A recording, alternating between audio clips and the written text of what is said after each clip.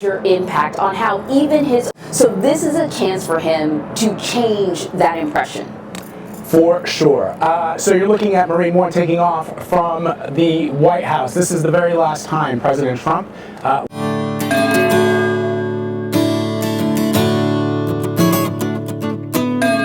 will be flying on Marine One as he departs the White House for the last time on his way to Joint Base Andrews. His presidency, as you said, Anne-Marie, ends today after 4 contentious and at times tumultuous years. The 45th president leaves behind a nation severely wounded, scarred by an insurrection at the U.S. Capitol, ravaged by a global pandemic, and crippled by the doubts he sowed over the nation's fair electoral process. So, what does this all mean for President Trump's legacy? With us now, CBS News correspondent Paula Reed and senior White House correspondent Weijia Jiang. So, both of you, Weijia and Paula, have spent the last 4 years covering this presidency. You've been in the briefing rooms and the press conferences. Let's just begin with the experience and what it's been like for you. Let's start with you, Paula. Well, one thing I will note as the president departs here in the White House, we had the opportunity to see President Trump almost every single day, not in the past 2 months, but before the election. We had the chance to ask him questions directly almost every single day, and that is something that we hope that the incoming administration will be mindful of and continue that level of access, not just to spokespeople, but also to the president himself and also the vice president. But in terms of the experience, I mean, what I'm reflecting on today isn't necessarily the interactions between us and the president. It's really about our team. I mean, what you see here on CBSN, when you see Weijia or I in the briefing room, we're not walking in there alone. We're walking in there with a set of questions that we crafted with our incredible White House team, all the correspondents, the producers, our supervising producer. We all worked together over the past, I've been here for about 3.5 or 4 years. We worked together for each of those press availabilities. We worked together every single day. Everyone on this team who worked here at the White House over the last year, they knowingly exposed themselves and their families to COVID to walk into this environment where administration officials did not care about COVID. They didn't take even basic mitigation measures. The space here, it is not glamorous. It is very tiny. It is cramped. It is unpleasant. This was an administration that often went out of its way to make our jobs, our basic day-to-day efforts to cover them as difficult as is humanly possible. So today, right now, I'm not so much thinking of really covering the president or sparring with him at press conferences.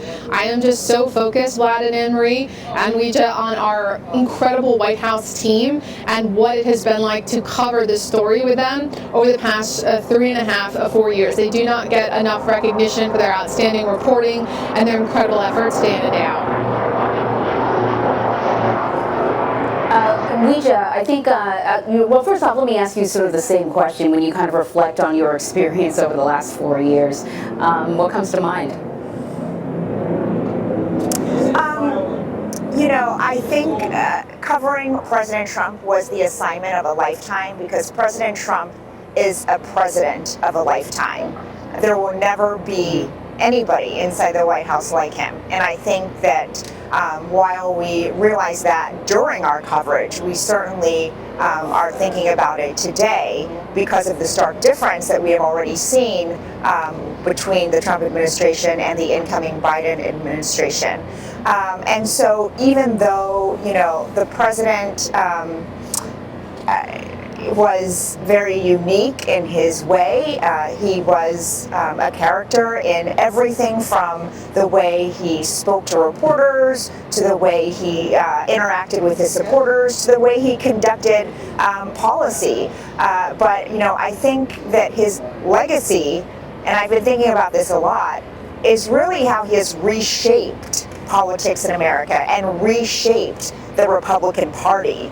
I know that our chief Washington correspondent, Major Garrett, took a look back, and of course he's absolutely right when he says you cannot divorce what happened on January 6th from Mr. Trump. But again, that is part of sort of how, in a broader way, he has completely uprooted everything that we knew about the GOP and about Republicans in this country. And he brought that to light. And so I certainly also want to echo what Paula said. I think, people don't realize how close we become as a unit when we cover this president, any president really, but because of the circumstances and because of the challenges that were unique to this administration even before COVID, it really took a lot of support of each other to be able to bring you guys the story day in and day out, because again, this was a 24-hour, 7-day-a-week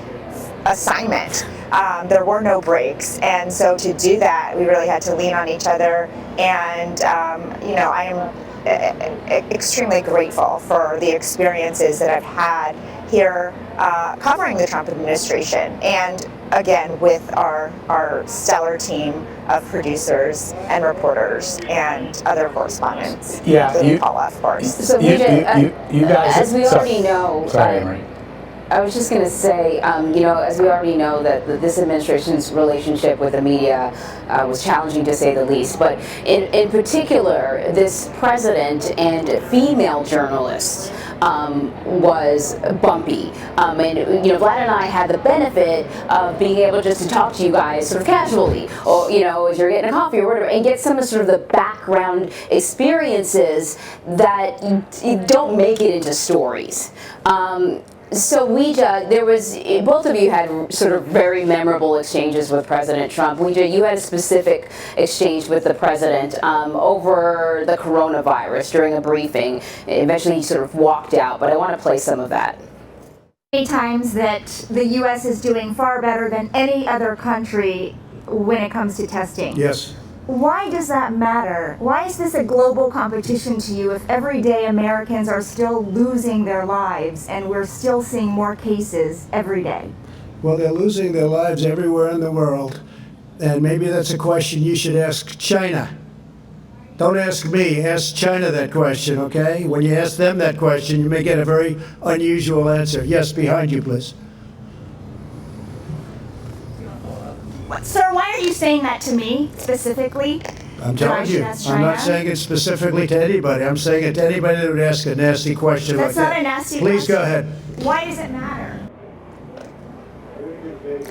All right, man, we remember watching that, and I think that if you're a person of color, you've had experiences where you hear something that sounds coded, like it's more than what's being said on the surface, but you just don't know how to react in the moment.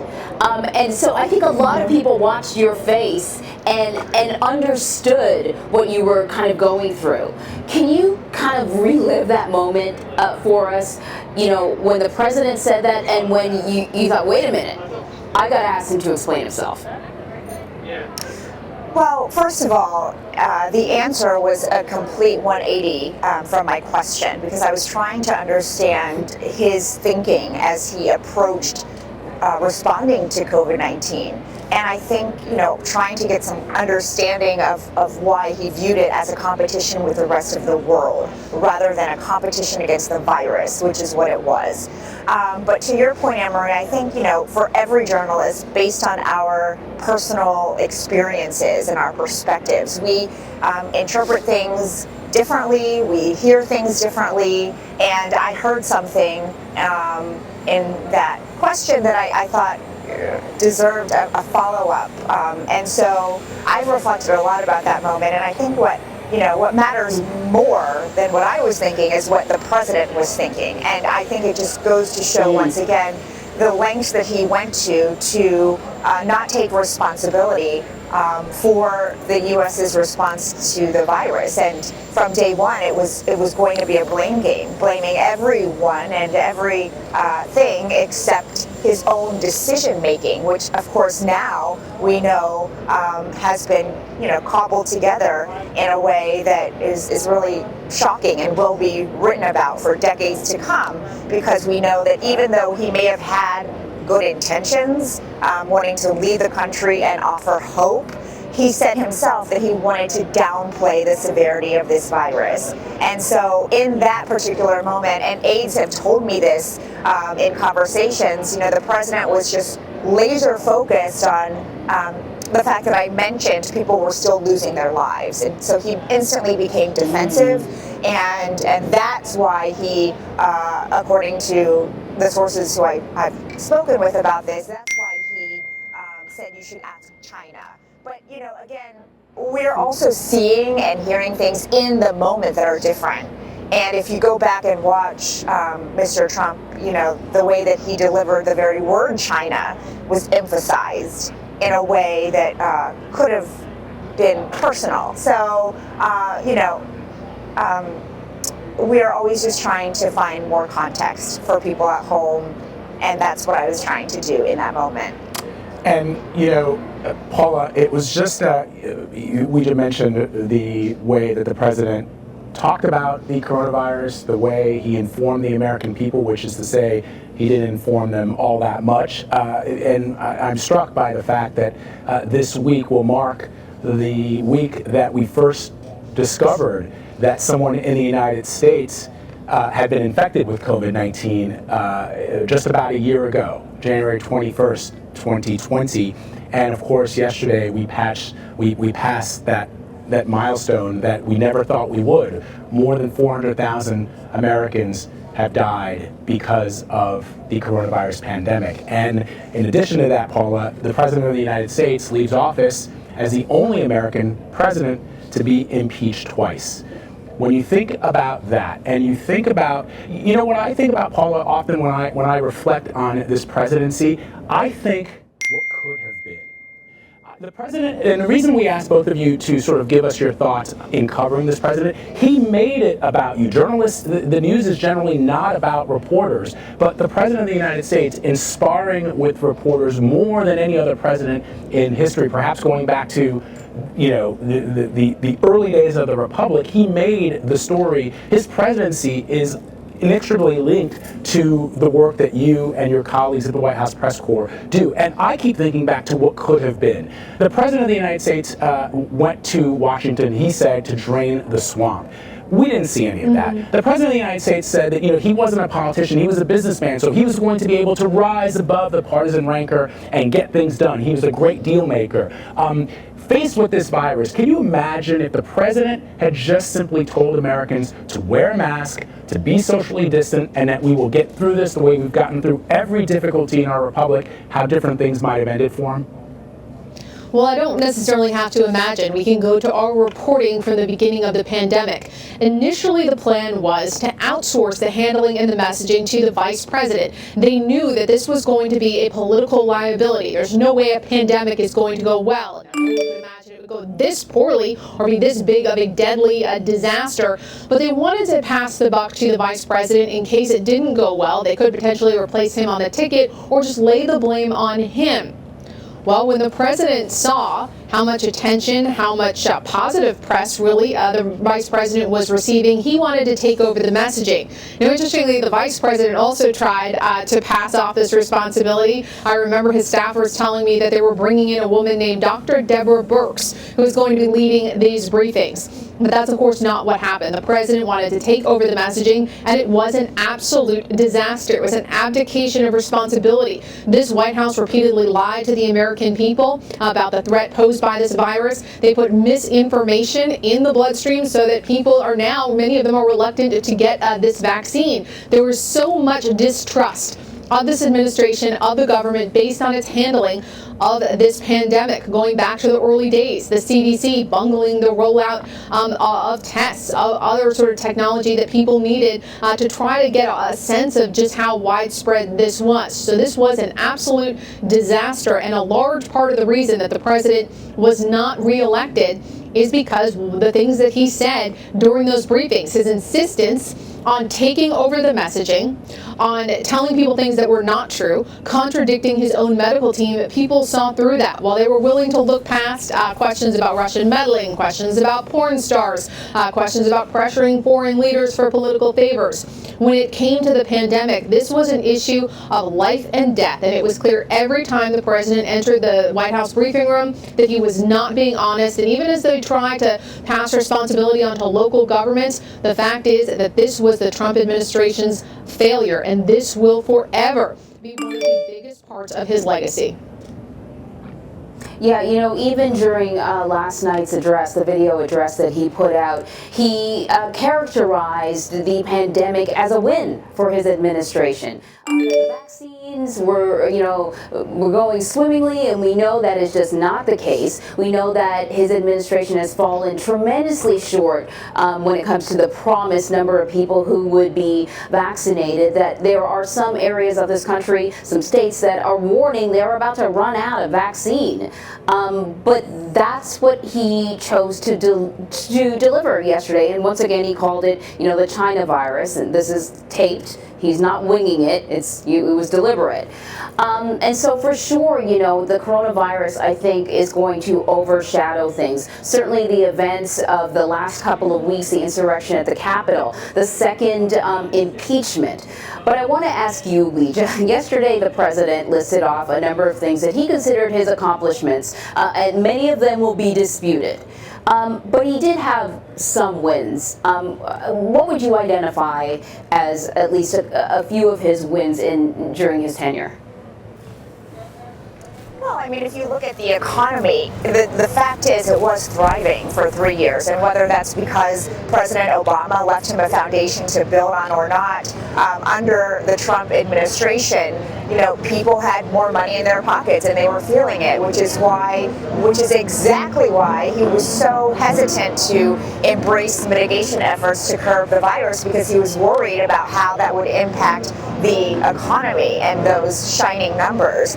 And, even though it is not a peace deal that he has said, it is significant that he has normalized relations and brokered an understanding between Israel and 4 Arab countries, because that is something that the Biden administration can build on moving forward as they ultimately try to have a sweeping peace deal in that region. And, I think that the president, he has had little victories as well.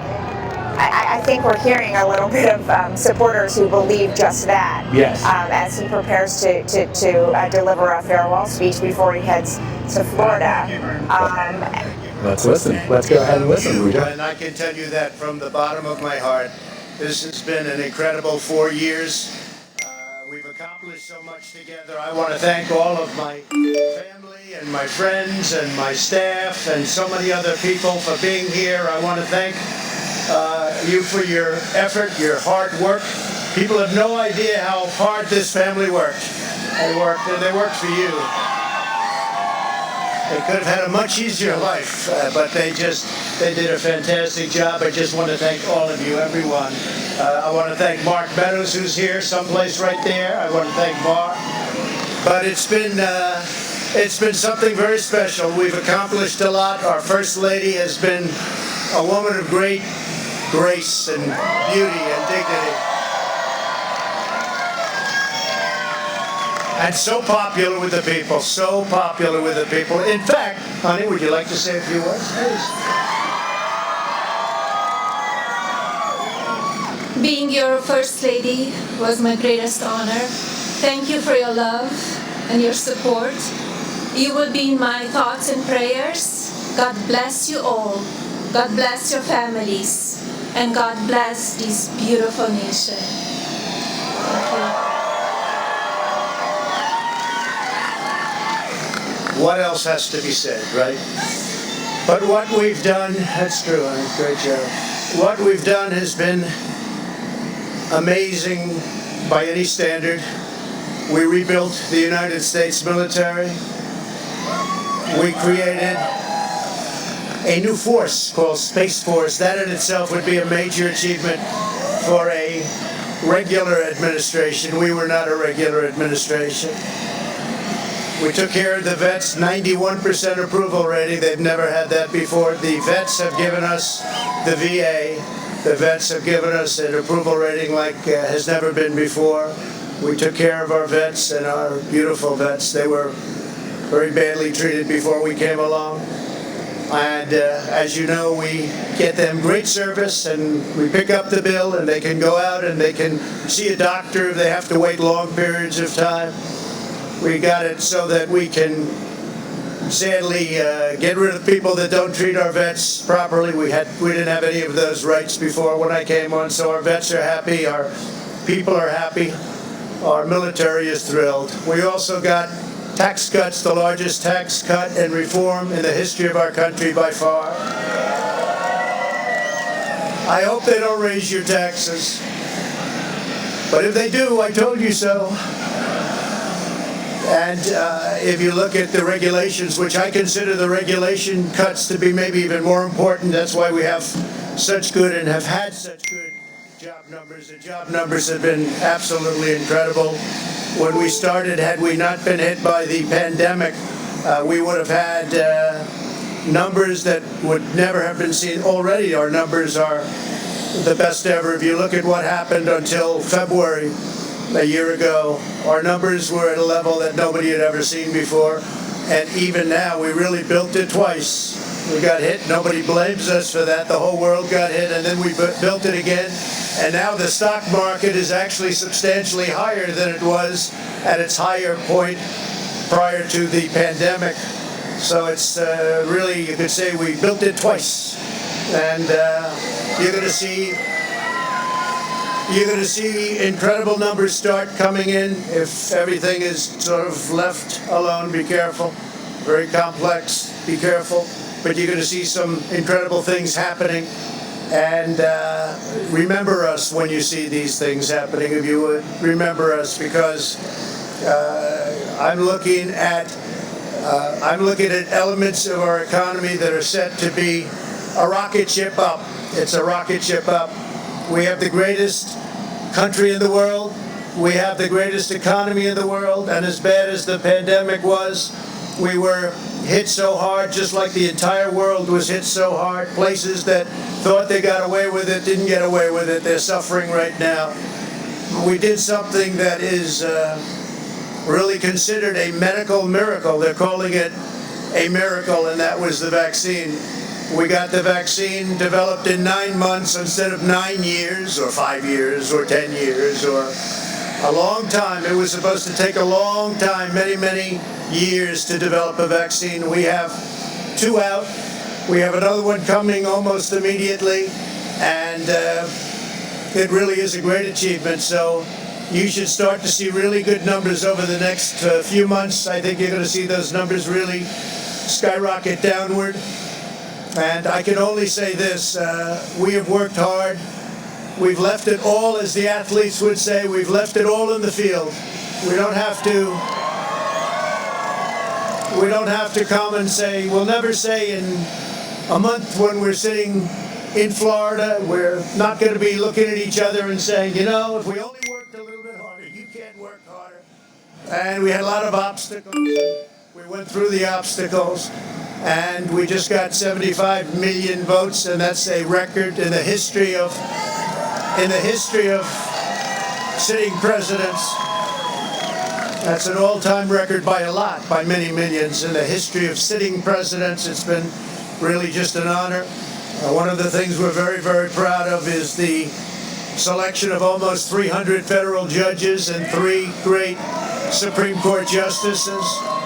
That's a very big number. That's a record-setting number, and so we've done a lot, and there's still things to do. The first thing we have to do is pay our respects and our love to the incredible people and families who suffered so gravely from the China virus. It's a horrible thing that was put onto the world. We all know where it came from, but it's a horrible, horrible thing. So be very careful, be very, very careful. But we want to pay great love to all of the people that have suffered, including families who have suffered so gravely. So with that, I just want to say you are amazing people. This is a great, great country. It is my greatest honor and privilege to have been your president.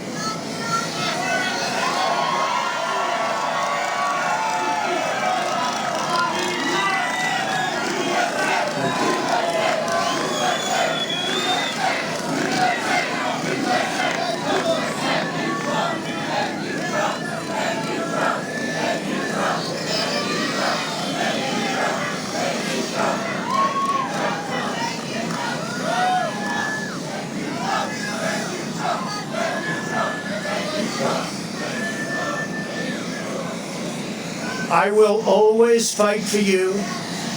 I will be watching, I will be listening, and I will tell you that the future of this country has never been better. I wish the new administration great luck and great success. I think they'll have great success. They have the foundation to do something really spectacular. And again, we put it in a position like it's never been before, despite the worst plague to hit since, I guess you'd say 1917, over 100 years ago. And despite that, the things that we've done have been just incredible, and I couldn't have done it without you. So just a goodbye. We love you. We will be back in some form.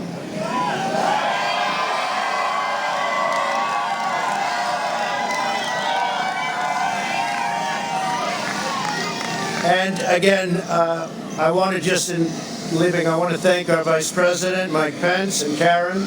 I want to thank Congress, because we really worked well with Congress, at least certain elements of Congress. But we really did. We've gotten so much done that nobody thought would be possible. But I do want to thank Congress. And I want to thank all of the great people of Washington, D.C., all of the people that we worked with to put this miracle together. So, have a good life. We will see you soon. Thank you. Thank you very much. Thank you very much.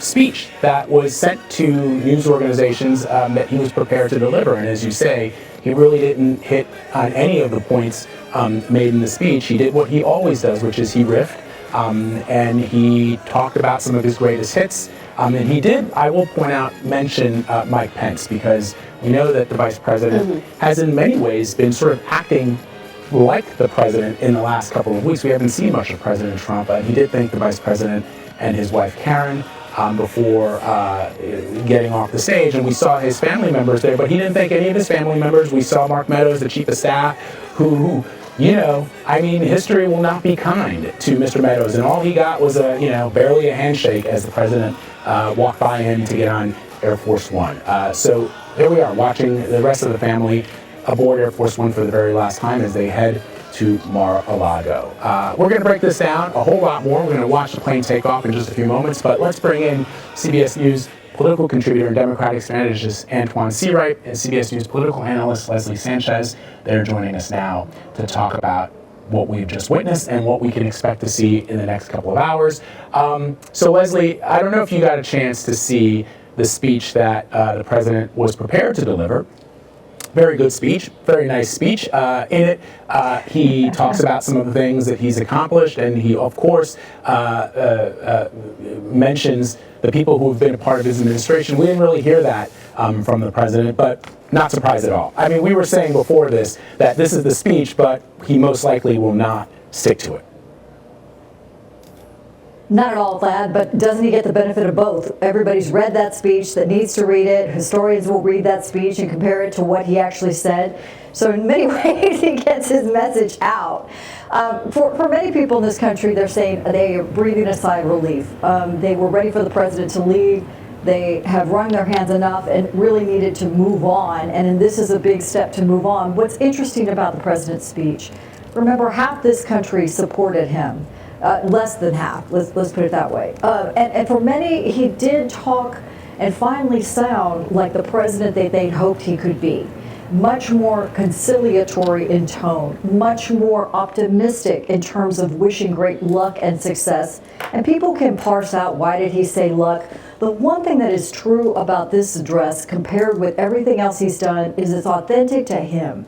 It's something that he speaks and understands the crowd, he understands the moment, he understands theatrics, and he understands optics. And that's what you saw there. It was kind of weaving in, these are the highlight, we talked about the highlight reel, but also a tone of understanding. A page is turning. He hopes it reflects more positively. I think he finally understands the gravitas of what he has, he's reaping what he sowed. And it's a new day. So in a Ronald Reagan tradition, a new day, and I think a lot of people, both Republicans or Democrats, are looking forward to that. Hey, just real quick before you take over, Antoine and Anne-Marie and Leslie, specifically, we may be pausing you at times to take in some of the sites that we're seeing on our screens right now. Just so you know that we're not being rude, we're just interrupting you to show you some of the images and some of the sound that is going to be happening, as we know, just over the next hour or so. We just showed live pictures of President-elect Biden and Karen Pence. Oh man, it's going to be different going the next couple of years of Dr. Jill Biden on their way to St. Matthew's, the Cathedral of St. Matthew the Apostle, commonly known as St. Matthew's, with a bipartisan group of members of Congress and other politicians that will be in attendance. And there you're looking at those pictures. So we may pause you, Antoine, if we can hear the President-elect or Dr. Joe Biden or any of the members of Congress that he's invited with him to St. Matthew's. So we'll pivot over to you, Antoine, as you heard that speech, and for that matter, the speech that we heard yesterday too, the one that was recorded. What was your takeaway? I thought it was sort of an odd finish at the end there to play the village people as the president walked off the stage. But what's your take? Well, it's a friendly reminder, borrowing words from Maya Angelou, when people show you who they are, believe them the first time. I'm not surprised at the tone or the rhetoric we kind of heard from the president in his outgoing speech this morning, because it's very similar to what we've kind of heard from him consistently post November 3rd and the election results that came in to make Joe Biden the president of the United States. We can't forget, nor can we ignore what this Trump presidency revealed to many of us further in the United States of America. You know, Alexis de Tocqueville writes one of the most profound things I've ever read in my life when he says America's ability to rehab her faults